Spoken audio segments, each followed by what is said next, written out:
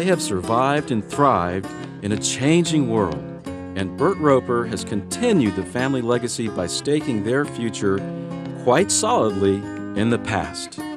Through his choice to grow oranges naturally, he has literally become the poster boy for organic orange juice. He came down and did the shoot for the carton, and we had an alligator that came up, and so we got a, he's in the big picture.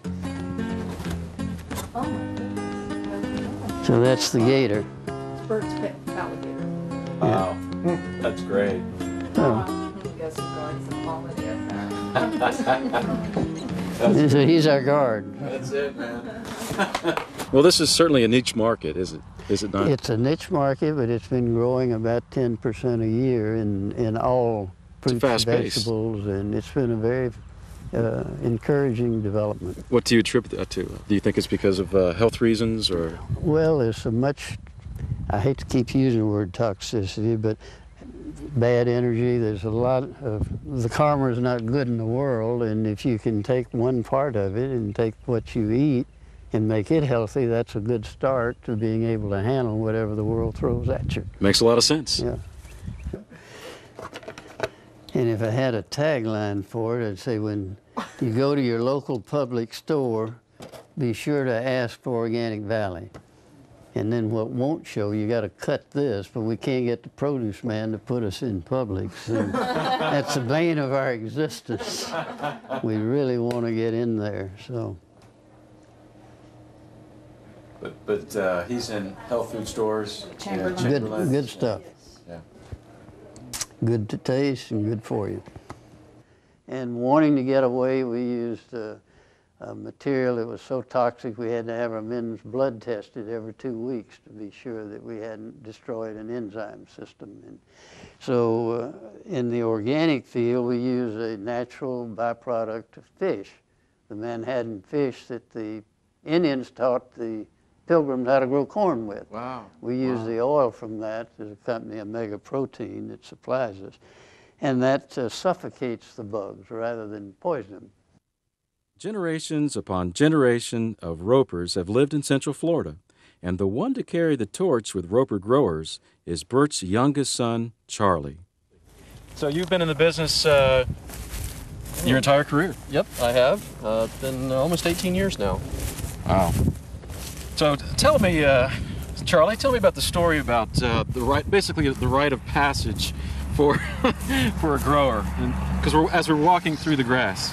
Well, whenever you buy a new vehicle, one of the first things you do is you take it out to the grove or closest field that you can find and drive it down so you get it all scratched up on the sides, so you don't have to worry about it later. Just kind of get it out of your system, because you know sooner or later it's going to happen, so you may as well do it right away. And that's something that my grandfather used to do, is go out and take his car right out there to the grove and drive it out there and scratch it up, and didn't have to worry about it anymore. Grandfather being Mr. Frank, right? That's correct. Exactly.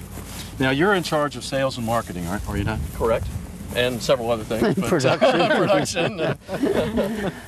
So, wear a lot of hats. Computer. Yep. Whatever hat I need to wear at the time, that's part of a small family business, is you do what the job takes. I mean, I learned that from Dad. You do what you got to do to get the job done, and it doesn't matter what it is. If it's rolling up your sleeves to go carry bags of fertilizer, or to go out in the field and hoe, or whatever it is, you go out and get the job done and hopefully train somebody else to do it better. But I learned about that hoeing. I had 2 sons older than Charlie. I sent them out hoeing. One's in Idaho, the other's in California. So I never seen Charlie out to hoe. And that's why Charlie's here to carry the mantle. He's still in the right. business. Right. Well, you and I have talked about your dad, and sometimes it's a challenge when you work for and with your own father, obviously. Sometimes. Sometimes. All the time. But share with us the wisdom that your dad has conveyed to you. Well, one of the things that he conveyed real early on to me was that you can do business with a lot of people in this town and the state of Florida because of the work that my grandfather, Frank, had done and Dad have done. He says the one thing that we can give you is the ability to walk in, shake somebody's hand, and do a business deal, because we've been honorable, we've stood behind everything that we'd said we do, and that has opened a lot of doors for me. I can do the same thing. I can walk into another business and introduce myself, let them know who I am, and because of the history of my grandfather and my father, it's allowed me to do a lot of business, and hopefully I will continue to be able to pass on that legacy. Integrity, right? That's right. Exactly. My dad did put me to hoeing in '38, and I got a great respect for the laborer who was out in the grove doing the hard work in both production and harvesting. Spending the day in the citrus groves with Bert gave me an insight to the mountain of knowledge he's attained over his lifelong love affair with oranges. Mature. We bloomed a little late this year in March, and so we have a real early normal bloom from early March, and here's sort of almost an April bloom on the same tree. So a picker has to learn a wrist action, and what he does is tilt it and pull it at an angle. What we don't want the picker to do is to pull it, because when he does, he'll plug it, and sometimes you'll have a big piece, and it tends to let infection get in. But a good picker puts a slight tension, and he rotates, and you see the stem break, and it comes right down. And these are organic oranges, are they not? These are not. These are not. We're in downtown Metropolitan Winter Garden, and when we started, we had to use chicken manure. And it was highly odoriferous, and the neighbors would have run me out of town for sure. So our organic rows were first out in the country. We could now grow them, and I hope to build an organic garden next to my home very shortly, a 10-acre vegetable garden. And with the nature-safe plant food, it doesn't have a bad odor.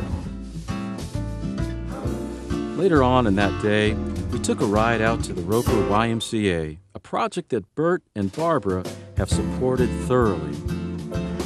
When they were looking for somebody to raise funds, they came to us, and I said, well, I'd do it if Barbara would co-chair it with me, and so... Here you are. Yeah. Bert proudly gave me a tour of the facility and explained his decision to use the Roper name on the building. What about using the name? And he said, Bert, I would encourage you to do it. He said, what it does is encourage your community to be philanthropic. They see gifts, and the thrill that we get now is to see in one day 1,600, 1,800 people using this in one day. I also had the opportunity to ask him how does it feel to look up and see that name on the building. Well, I don't know what you'll want to edit out, but I have a hard time telling the real story there without becoming emotional. If the name, how do I feel? I think of my aunt and uncle, Aunt Charlotte and Uncle Bert, and I think of Aunt Alma, and I usually get a touch of nostalgia when I see the name on the building. I think of the great heritage that I have, and it's great to see Charlie and Sutton and Renee and Chase and Sadie, all the grandkids, Faye, coming along, and hopefully they'll carry on the name and be proud of it.